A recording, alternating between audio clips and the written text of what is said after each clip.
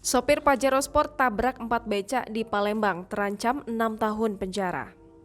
M. Fajri, sopir mobil Pajero Sport yang menabrak 4 becak hingga menyebabkan salah satunya tewas, masih ditahan dan diperiksa penyidik unit laka Satlantas Polrestabes Palembang. Kasatlantas Polrestabes Palembang Kompol Irawan Andeta mengatakan saat ini status pengendara adalah terperiksa. Ia menyebut pengendara Pajero bisa dijerat sanksi pasal 310 ayat 4 Undang-Undang Nomor 22 Tahun 2009 tentang Undang-Undang LAJ. Ia menegaskan hingga kini penyidik masih mendalami keterangan dari sang pengendara Pajero untuk mendapat penyebab kehilangan konsentrasi saat berkendara.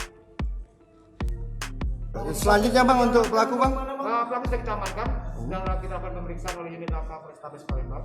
Bisa kita kenakan nanti Undang-Undang Nomor 22 Tahun 2009 tentang laka lantas pasal 310 ayat 4. Ancaman hukuman Bang? Pidananya ada nggak Bang?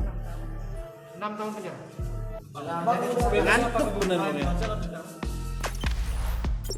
Jangan lupa subscribe, share, komen, dan like ya.